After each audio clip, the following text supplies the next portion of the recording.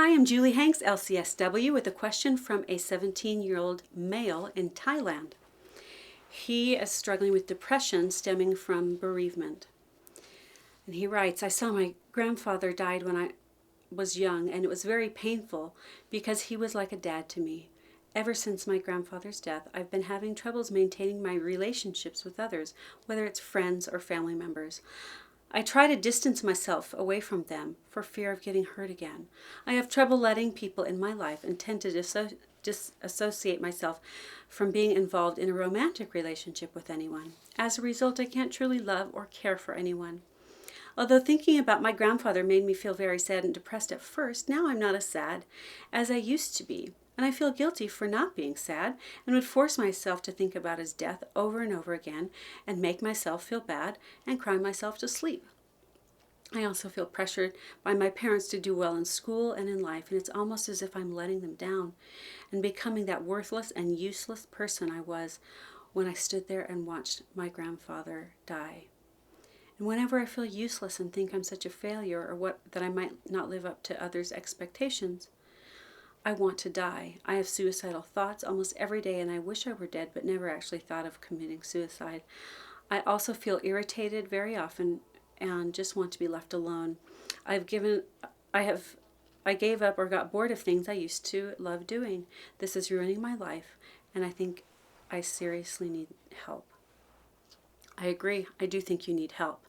I think that you have a lot of the symptoms of depression, and it's not uncommon for death of a loved one, especially someone who you're really close to kind of turn into a longer term depression. So what I'm seeing are your symptoms that are concerning are that you're bored of things that you love to do, you're having thoughts of death, you are feeling really critical of yourself, you're pushing people away, that social isolation. So all of these things are signs that you do need to get some help. So I want you to look for a psychotherapist who can help you. You may also want to join a grief group. I know it's been a while, but it sounds like there's still some unresolved grief here from your grandfather's death. And then a comment about feeling guilty for not feeling sad anymore.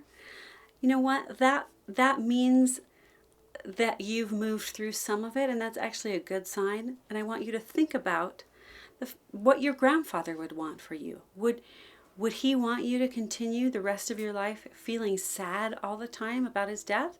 Or would he want you to move forward and have a joyful life? I think he'd want you to have a joyful life. And just because you're not as sad as you were right after it happened doesn't mean that you don't love him. And I can tell through your letter that you really do love your grandfather. All right, get some help. Get moving through this. Sounds like depression. You're 17, so talk to your parents. Tell them that you need some help. And I think you'll really be able to work through this. Thanks for writing in. I'm Julie Hanks, LCSW. Visit juliehanks.com for more information, advice, and tips.